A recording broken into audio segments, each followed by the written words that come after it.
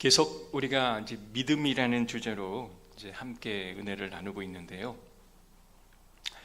이제 믿음이라고 하는 이 주제가 다소 말씀 중심 또 신학 중심이다 보니 조금 난해하게 들려질 수가 있을 때 여러분 잘 성령의 은혜로 잘 이해하시고 또 좀 잘 이렇게 받아들이셨으면 좋겠습니다.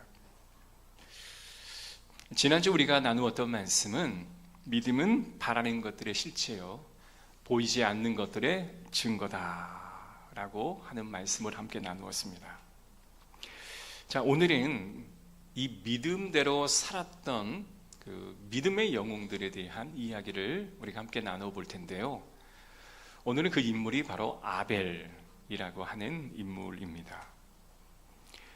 하나님께서 태초에 천지를 창조하시고 그리고 최초의 인간이었던 아담과 하와, 그 아담과 하와 다음으로 가인과 아벨을 하나님이 허락하셨습니다.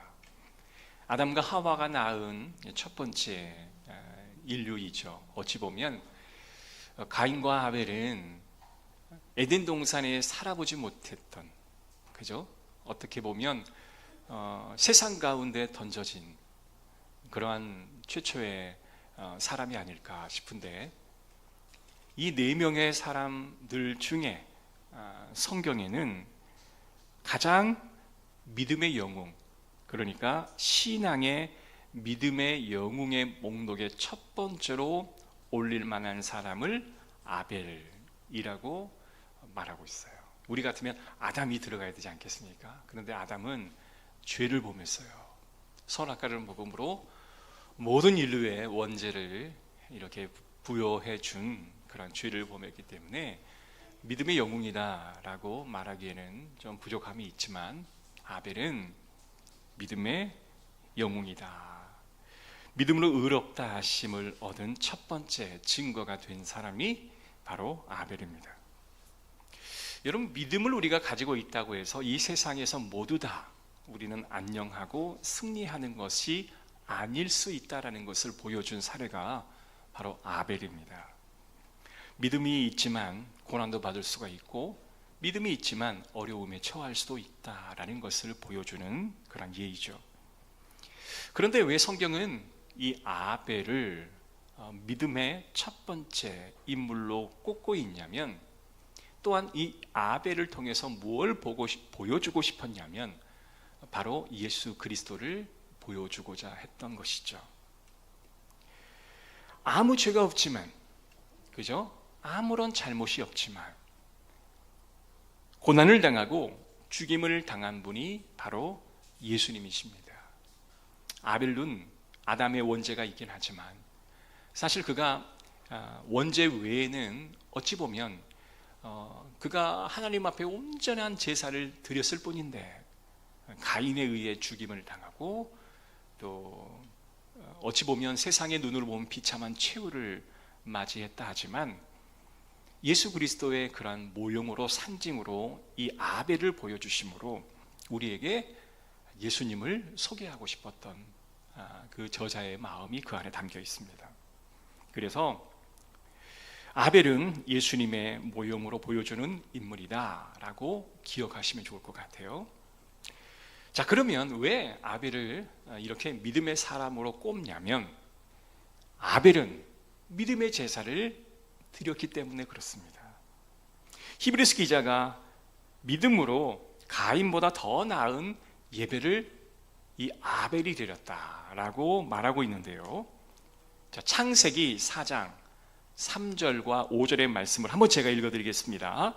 세월이 지난 후에 가인은 땅의 소산으로 제물을 삼아 여호와께 드렸고, 아벨도 자기 양의 첫 새끼와 그 기름으로 드렸더니 하나님께서 아벨과 그의 제물은 받으셨으나 가인과 그의 제물은 받지 아니하신지라. 가인이 몹시 분하여 안색이 변하니 라고 기록되어 있습니다.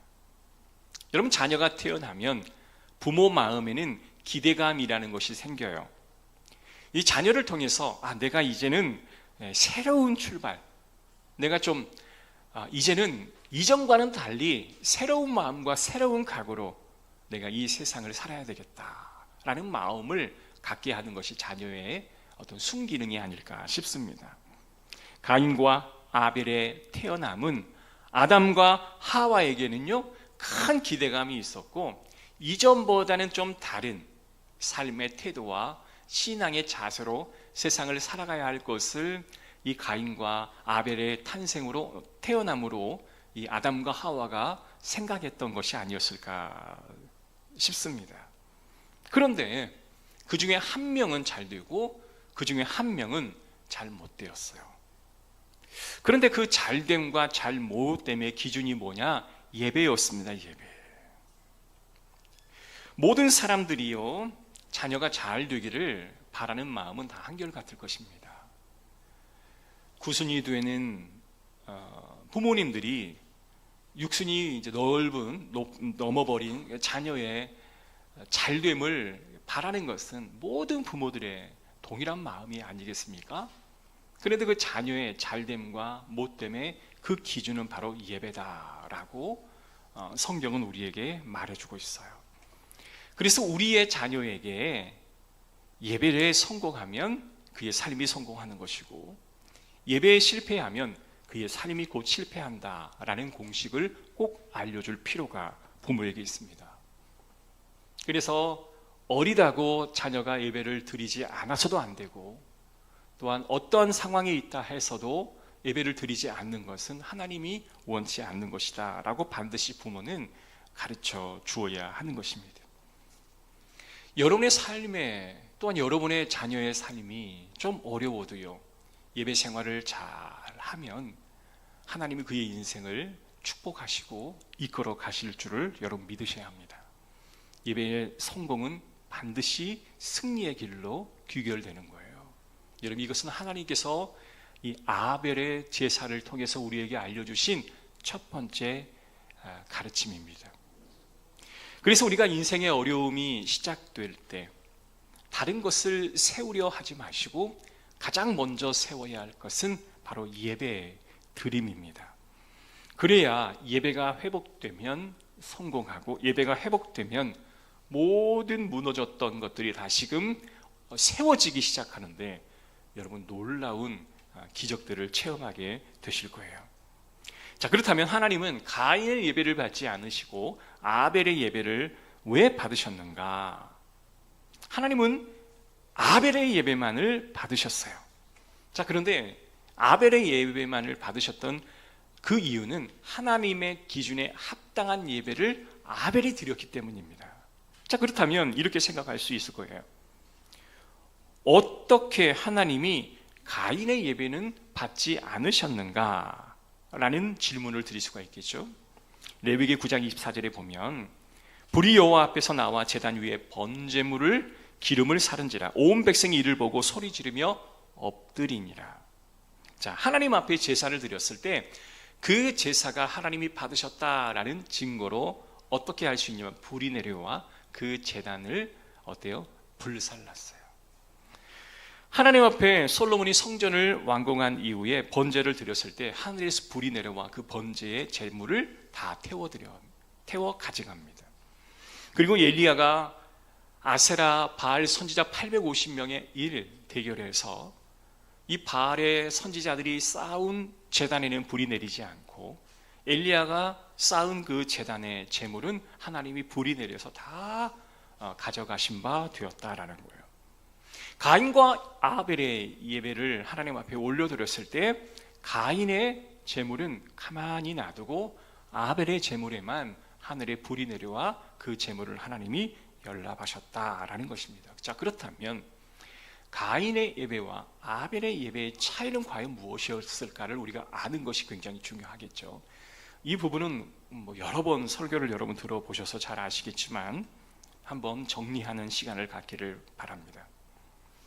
자, 창세기 4장 3절부터 5절에 보면 제물을 드리는 방식, 그 방식만 성경에 기록되어 있습니다. 자, 아벨의 제물에는 모세가 기록하기를 양의 첫 새끼를 드렸고 기름을 드렸다라고 기록되어 있습니다.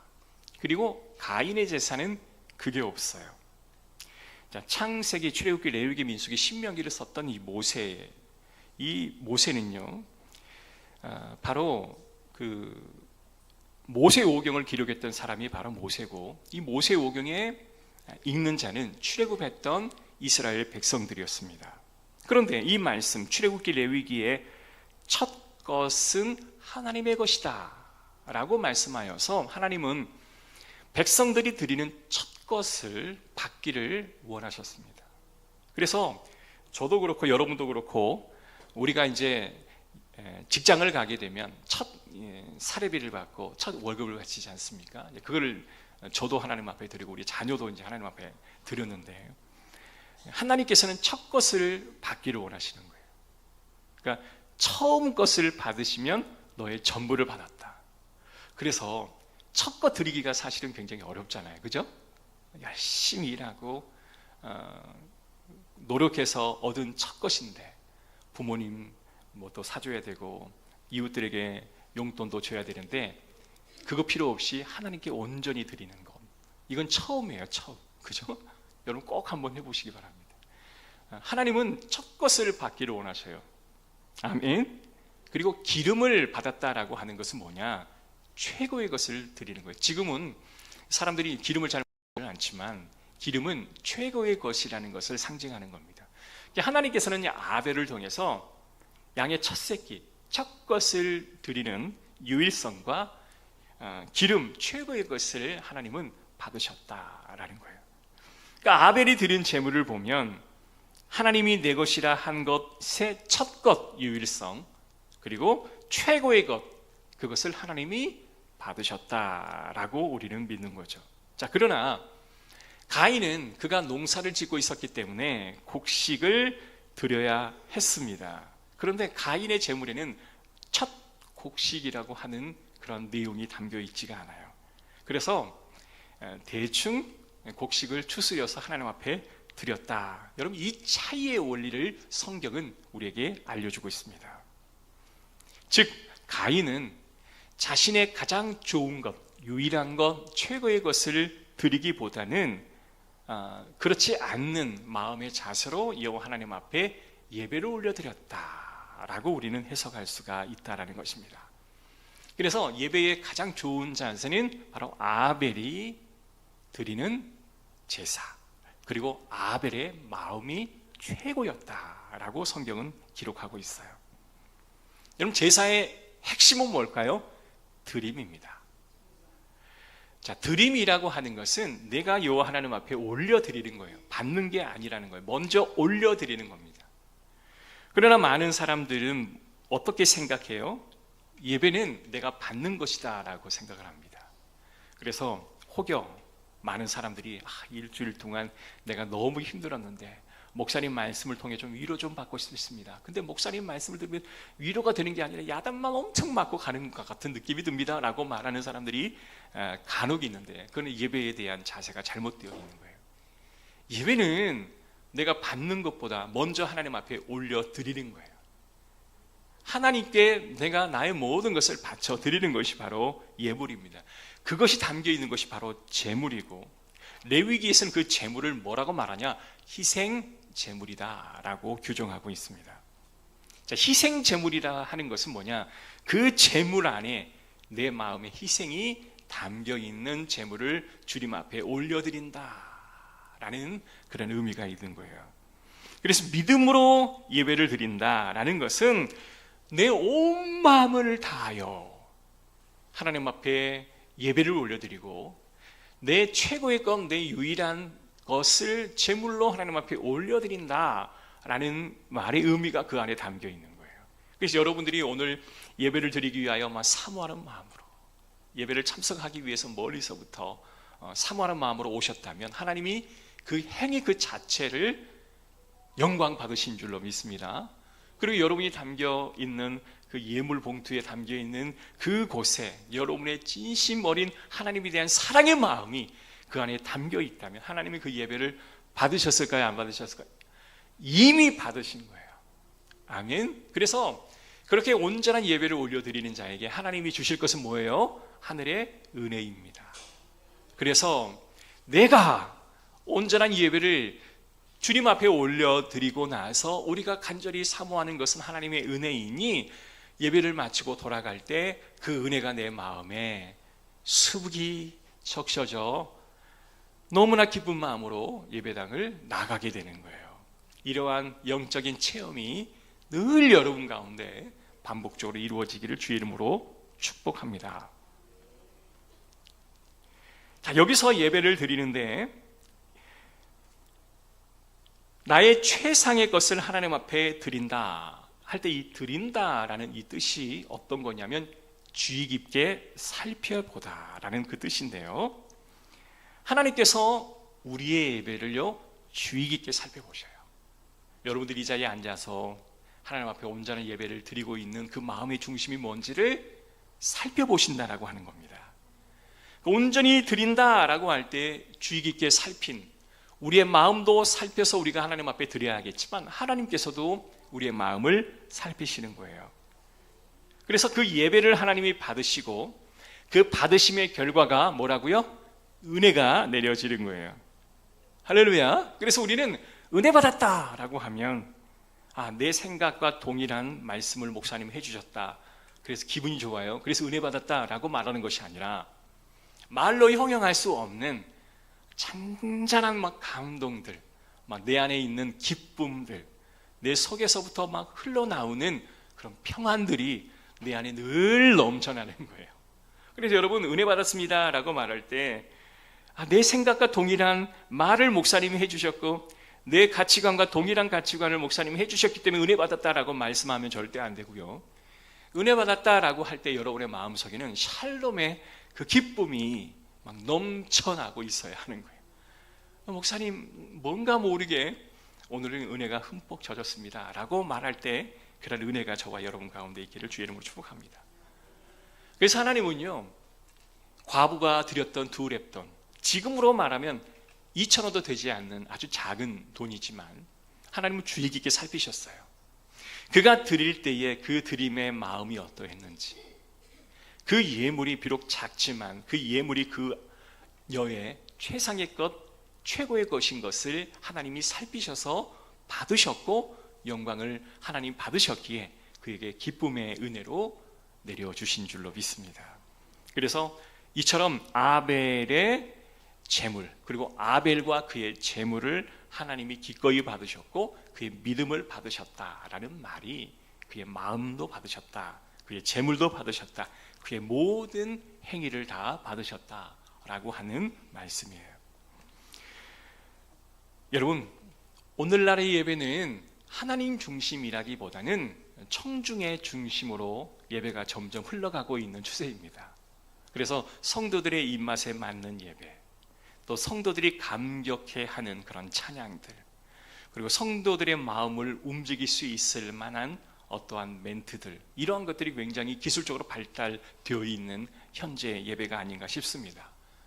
하나님이 주인공이 아닌 우리가 포인트가 맞춰져 있는 예배를 우리가 뭐라고 말하면 인본적인 예배다라고 말할 수밖에 없는 거예요.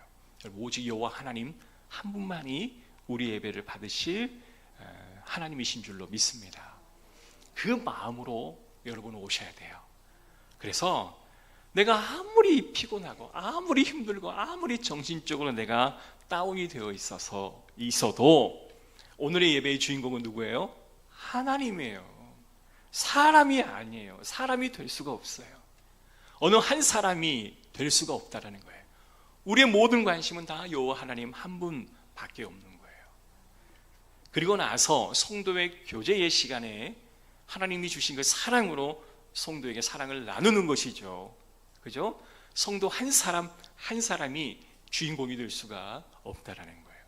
그래서 여러분 교회 오실 때 내가 주인공이야 라는 마음을 다 내려놓으시고 온전히 여호와 하나님만을 바라보시고 여호와 하나님을 바라보는 그 마음에 방해가 되는 그러한 시야가 있다면 스스로 눈을 감으시고 오직 주님만을 바라보시는 여러분 되시기를 주의 이름으로 축복합니다. 할렐루야.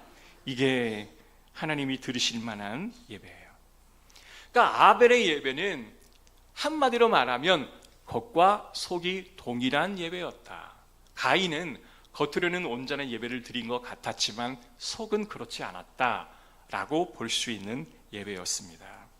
자, 그렇다면 여기서 끝나버리면 문제가 있겠죠. 한 걸음 더 나아가 보면 아벨의 내면의 깊은 마음을 기록하고 있는 성경의 내용들이 있는데요. 한 걸음 나아가서 아벨이 드린 기름은 무엇이고 그 의미와 뜻이 무엇인지를 좀 더 살펴보았으면 좋겠습니다.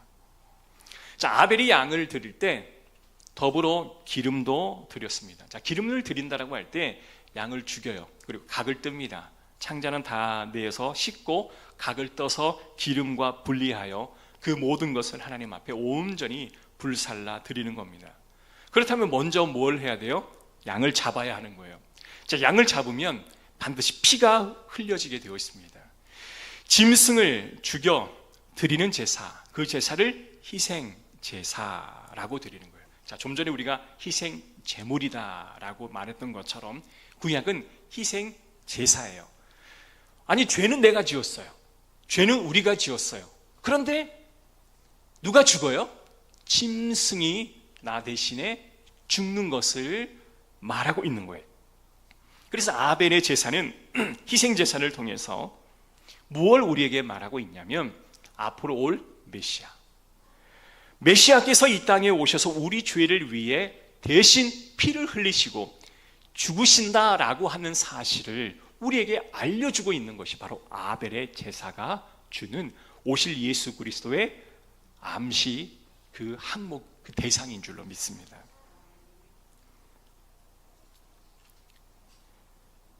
창세기 3장 21절에 보면 여호와 하나님이 아담과 그의 아내를 위하여 가죽옷을 입혔다라고 성경 기록하고 있습니다. 자, 아담과 하와가 죄를 범함으로 가장 먼저 그 마음속에 느껴진 게 바로 수치심이었습니다. 그 수치심은 나무 잎사귀로는 전혀 가려지지가 않았습니다. 인간의 죄는 인간이 어떠한 수단과 방법을 써서 그 치부를 가린다 할지라도 가릴 수 있는 그런 대상이 아니라는 것을 말해주고 있는 거예요. 여러분이 죄를 통해서 어떤 수치감을 갖는다면 여러분이 아무리 노력한다 할지라도 어떤 수단과 방법을 다 동원해서 우리의 수치를 가린다 할지라도 그 수치가 가려질 수 없다라고 성경은 기록하고 있어요. 그래서 예수님께서는 이 땅에 오셨던 거예요. 하나님은 한 짐승을 아담과 하와의 죄를 가리기 위해서, 그 수치심을 가리기 위해서 한 짐승을 죽여 피를 흘려 그의 가죽 옷을 취하여 인간의 수치를 가려 주었다라는 겁니다. 그 일을 하기 위해서 한 짐승이 죽임을 당하고 피를 흘려야만 했다라는 거예요. 짐승은 아무런 죄가 없어요. 아담과 하와의 죄로 짐승이 피 흘림을 받으셨다라는 겁니다. 구약 시대에는 인간이 지은 죄의 희생 제물이 주님의 성소 안에 들어와 속죄소에 그 피가 뿌려짐으로 하나님이 그 죄를 사하여 주시는 그 희생 제사의 방법이 있었습니다. 근데 그 희생 제사의 방법은 완전하지가 않으셨어요. 왜냐하면 대제사장이 1년에 한 번 대속죄일 날 가서 예배를 제사를 드려도 1년의 인간의 죄가 유보될 뿐, 또 그 다음 해에는 똑같이 인간의 죄를 사함받아야 하는 연속성이 주어져야 했거든요. 그래서 히브리 기자는 예수님께서 왜 이 땅에 오셔서 십자가에 달려 죽으시고 피 흘림을 허락하셔야 했는가? 바로 인간의 영원한 죄를 구원하기 위하여, 해결하기 위하여 주님께서 오셨다. 그리고 그가 죽으셨고 온 인류의 죄를 사하셨다. 그래서 예수님께서 이 땅에 오셔야 할 이유가 바로 그 이유였다라고 히브리 기자는 우리에게 말씀해 주고 있는 겁니다. 그래서 구약의 제사법은 오실 예수 그리스도에 대한 모형이다 라고 이야기하는 거예요. 그리고 그 모형이 아니라 이제 원형인 예수님이 직접 오셨고 십자가에 피 흘리시고 죽으심으로 모든 죄의 문제가 해결되어 주셨다라고 하는 말씀이에요.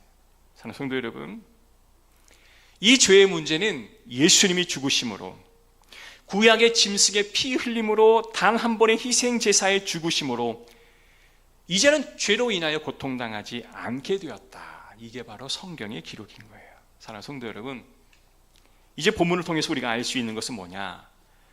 예수 그리스도의 피 흘림처럼 아벨이 양을 잡아 각을 떠서 하나님 앞에 드렸다라고 하는 것은 직전에 하나님이 아담과 하와를 위하여 가죽 옷을 입혀주셨던 것과 동일선상에 있는 것임을 우리는 알아야 하는 것입니다.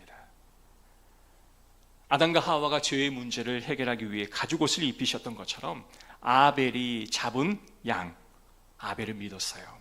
무엇을 믿었냐면 인간이 죄의 문제를 스스로 해결할 수 없다라는 거 하는 것을 아벨이 믿었습니다. 그리고 예수 그리스도가 오셔서 죽으셔야 그 모든 죄가 해결된 것을 아벨은 믿고 제사를 드렸다라고 우리는 정의 내릴 수가 있어요. 아니, 아벨이 어떻게 그걸 알고 제사를 드렸을까요? 라고 여러분은 생각하실 거예요. 자, 그렇다면 아벨은 그것을 어떻게 알았을까?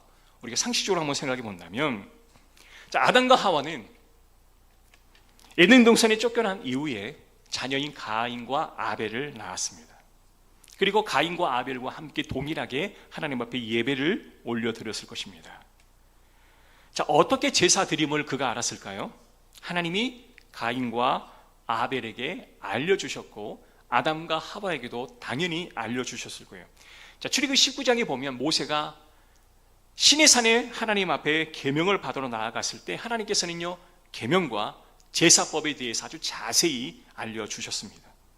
제단의 규경은 이렇게 해라, 제단에 또한 사이즈는 이렇게 하고, 그리고 그 안에 있는 기물은 이렇게 준비하라. 하나님이 아주 자세히 상세히 알려주셨습니다. 그러나 하나님은 아담과 하와, 가인과 아벨에게도 그와 같은 하나님이 받으실 제사의 방법을 다 알려주셨을 것입니다. 어떤 마음으로 제사를 드려야 하는가는 아마 그의 부모였던 아담과 하와가 잘 전달해 주지 않았을까 싶어요. 사랑하는 성도 여러분, 아담과 하와가 에덴 동산에 있었을 때 하나님 앞에 예배를 온전히 드렸겠죠. 그리고 매일매일 그의 삶은 하나님과 교제하는 삶이었을 것입니다. 죄로 인해서 그가 쫓김을 당하고 내쳐짐을 당한 이후에 그가 먹었던 것은 하나님을 온전히 예배할 수 있음의 소중함과 중요성의 가치를 얼마나 절실히 깨달았을까요? 여러분, 여러분의 인생의 부모님이 어느 삶에 지치고 실패하다가 내가 예배 가운데 나아가 하나님의 은혜를 깨닫고 나서 예배가 이렇게 소중하다, 예배 드림이 이렇게 하나님이 기뻐하신 일이라는 것을 알고 깨달은 다음부터는 그의 자녀에게 예배 드림의 소중함을 알리지 않았겠습니까? 아벨아, 가인아, 우리가 비록 죄로 인하여 에덴 동산에서 쫓겨났지만 너희는 여호와 하나님을 열심히 잘 섬기고 예배하라. 여러분, 이렇게 가르치지 않았겠습니까? 믿음의 부모라면 자녀에게 무엇을 가르칩니까? 온전한 예배의 드림의 생활을 잘 가르칠 수밖에 없는 거예요. 그래서 예배 드리는 형식은 하나님이, 그리고 예배 드리는 마음은 그의 부모가 가르치지 않았을까 싶습니다. 창세기 3장 15절의 말씀 보면 내가 내 여자로 원수가 되게 하고 내 후손도 여자의 후손과 원수가 되게 하리니 여자의 후손은 내 머리를 상하게 할 것이요 너는 그의 발꿈치를 상하게 할 것이라 하시고, 여기 보면 여자는 누구를 의미할까요? 마리아를 의미하고, 여자의 후손은 누구를 의미할까요? 오실 예수 그리스도를 의미하고, 그리고 너는 누구일까요? 사단. 그리고 너의 후손은 바로 사단의 후손을 의미하는 거예요. 이 말씀은, 창세기 3장에 있는 말씀은 메시아 예언에 대한 말씀이에요. 아담과 하와가 하나님으로부터 이 말씀을 들었다면 약속의 후손인 우리에게 와서 사단의 권세를 깨고 여자의 후손으로 오신 이가 궁극적으로 승리하실 것을 알려주지 않으셨겠습니까? 그렇다면 그들이 받았다면 그의 자녀들에게 알려주지 않았겠습니까? 사랑하는 성도 여러분, 더 나아가 우리가 죄를 지어 수치감으로 부끄러움을 당했다면 하나님께서 그 짐승을 잡아 부끄러움을 가려주셨습니다. 이러한 이야기를 아담과 하와는 아마 가인과 아벨에게 반드시 했을 거예요.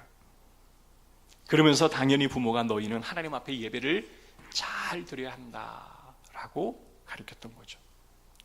예배를 잘 드리시는 성도 여러분, 여러분들이 오늘 예배를 잘 드리시는 이유 중에 하나는 누군가로부터 어렸을 때부터 예배를 잘 드려야 합니다라는 가르침을 여러분 교육받았을 거예요. 부모이든 스승이든 또 내가 좋아하는 어떤 믿음의 선배들로 하여금 여러분 예배를 잘 드리는 것을 보면서 여러분의 삶의 가장 중심으로 삼으셨을 겁니다. 그래서 우리가 예배를 잘 드리는 거예요. 여러분의 자녀에게는 뭘 알려주고 싶으세요? 우리 나단이, 한나, 우리 지유, 하나님이 이 자녀를 사랑하시는 것 다들 믿으신다면 이들이 예배를 잘 드리는 자녀 될 수 있도록 여러분 기도하시고 가르치시고 또한 훈육하시기를 주의 이름으로 축복합니다. 부모가 가르쳤던 것처럼 아담과 하와는 가인과 아벨에게 예배의 원리와 예배의 방식을 잘 알려주셨을 거예요. 하나님이 알려주신 방식, 기준을 알렸을 거고, 가인은 그렇게 알려주신 것이었지만 이상하게 자신의 자아가 너무 커서 그런지 알려주는 것보다 내가 드리는 방식이 더 좋았던 거예요. 내 방식, 내 뜻, 내 기준이 더 중요했던 것 같아요. 그래서 그 기준을 무시하고 자기 방식대로 제사를 드렸던 것이고요. 아벨은 하나님께서 알려주시는 방식, 또한 부모가 알려주시는 그 마음으로 온전한 예배를 하나님 앞에 올려드렸습니다. 그래서 하나님은 그 예배를 받으셨던 것이죠. 곡식과 양의 구분이 있을 수는 없어요. 그 마음의 속죄의 마음, 그 마음의 정성. 사랑하는 성도 여러분, 아벨을 평가하실 때 그가 드린 제물을 보고 또한 그의 믿음을 보셨다라고 말씀하고 있습니다. 그러니까 뭘 의미하냐면 제물과 믿음을 동격화했다. 아니 이상하잖아요. 여러분이 드리는 예물인데 이 예물 안에 여러분의 믿음을 동격화했다라고 하는 거예요.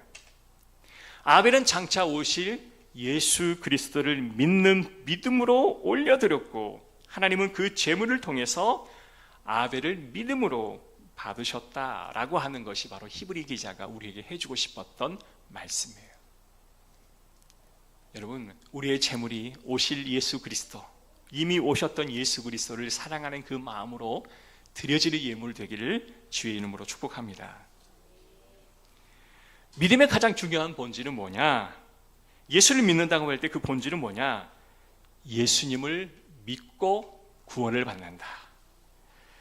예수님을 믿고 우리가 가야 할 천국이 미래이지만 오늘 이곳이 곧 천국임을 믿는 그런 삶, 천국을 누리는 삶, 그런 삶을 살아가고 있는 사람들이 곧 믿음의 삶을 살아가고 있는 사람들이에요.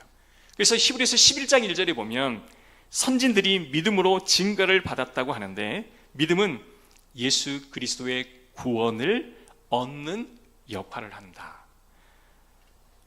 구원은 오직 하나, 예수 그리스도를 믿는 믿음이 있어야 한다. 그것을 우리에게 말씀하시는 거예요. 정리합니다.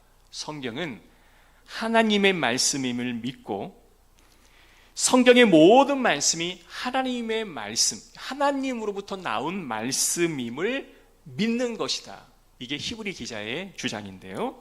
성경에 기록된 모든 말이 하나님의 말씀이다. 이걸 온전히 믿는 것이 믿음이다 라고 말하는 거예요. 그래서 성경을 여러분 예수 그리스도의 믿음이 없을 때는 믿어지지가 않아요. 성경에 오점투성인 것 같고 믿을 수 없는 신화도 잔뜩 담겨 있는 것 같은데, 이상하게 하나님이 은혜 주셔서 내 안에 믿음이라고 하는 게 생겨나게 되면 성경이 다 믿어지는 거예요. 아니 의심도 들지 않을 정도로 순도 100%의 말씀이 그대로 하나님의 말씀인 것처럼, 아니 말씀으로 그냥 내 마음에 와닿는 거예요. 믿어지는 거예요. 그것을 히브리 기자가 뭐래요? 믿음이라고 하는 거예요. 그래서 믿음이 있다고 하면서 성경을 믿지 못한다, 믿음 없다, 히브리 기자가 단정을 짓는 거예요. 그리고 그 믿음의 내용은 뭐냐? 예수 그리스도를 믿는다라는 거예요. 할렐루야.